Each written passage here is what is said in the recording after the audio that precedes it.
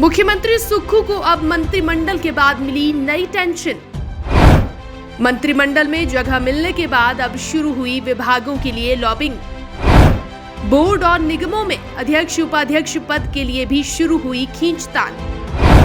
पसंदीदा विभाग पाने के लिए फिर शिमला से दिल्ली तक तेज हुई रस्साकशी। धन्यवाद करने के बहाने दिल्ली दरबार पहुंचकर लगाई मंत्रियों ने हाजिरी। क्या अब सुक्खू सरकार को करना पड़ेगा मंत्रिमंडल विस्तार?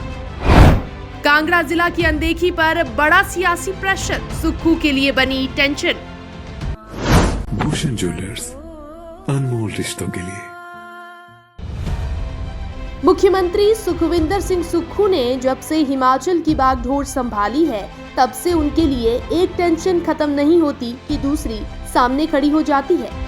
कैबिनेट विस्तार के बाद अब सीएम सुखविंदर सिंह सुक्खू के सामने विभागों के आवंटन में पेच फंसता दिख रहा है।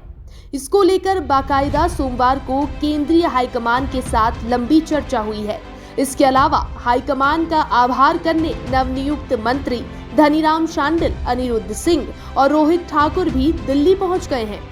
मंत्रिमंडल विस्तार के बाद अब कुछ मंत्रियों में मनपसंद महकमों को झटकने के लिए रस्साकशी तेज हो गई है। मंत्रियों में पोर्टफोलियो बांटने पर आज या कल फैसला हो सकता है। फिलहाल सीएम सुक्खू के शिमला पहुंचने के बाद ही मंत्रियों के विभागों की अधिसूचना जारी हो सकती है। सीएम सुक्खू ने पार्टी के प्रदेश प्रभारी राजीव शुक्ला और संगठन महासचिव केसी वेणुगोपाल से सरकार और संगठन के विषयों पर बात की। सूत्रों के अनुसार उन्होंने मंत्रियों को विभाग देने पर भी बात की है। पोर्टफोलियो आवंटन की प्रक्रिया में उप मुख्यमंत्री मुकेश अग्निहोत्री को कुछ और महकमे दिए जा सकते हैं। उनके पास अभी जल शक्ति, परिवहन और भाषा एवं संस्कृति विभाग है। मंत्री रोहित ठाकुर को लोक निर्माण, जगत सिंह नेगी को बागवानी, अनिरुद्ध सिंह को ग्रामीण विकास एवं पंचायती राज, हर्षवर्धन चौहान को शिक्षा एवं स्वास्थ्य, विक्रमादित्य सिंह को पर्यटन जैसे महकमे देने के बारे में भी चर्चा चल रही है। अन्य विभागों पर भी अभी मंथन चल रहा है। फिलवक्त अब कौन सा विभाग किसको मिलता है, इस पर सबकी निगाहें टिकी हुई हैं। बात की जाए जातीय समीकरणों की, तो सीएम सुक्खू खुद राजपूत हैं, तो उप मुख्यमंत्री मुकेश अग्निहोत्री ब्राह्मण हैं। उनके अलावा मंत्रियों में जगत सिंह नेगी, हर्षवर्धन चौहान, रोहित ठाकुर, अनिरुद्ध सिंह और विक्रमादित्य सिंह राजपूत हैं। मंत्री धनीराम शांडिल अकेले अनुसूचित जाति से हैं, तो चंद्र कुमार ओबीसी से हैं। प्रदेश में राजपूतों के बाद ब्राह्मण और अनुसूचित जाति की संख्या को प्रतिनिधित्व देने के लिए 2 ब्राह्मण और अनुसूचित जाति के एक और मंत्री बन सकते हैं। ये भी उम्मीद जताई जा रही है कि हिमाचल प्रदेश में अब जल्द ही कैबिनेट विस्तार देखने को मिल सकता है।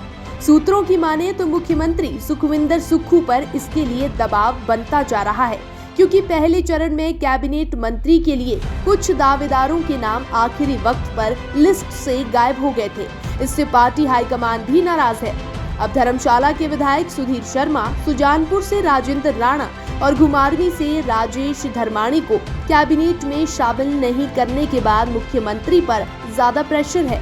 अब 3 मंत्री और एक डिप्टी स्पीकर का पद खाली है।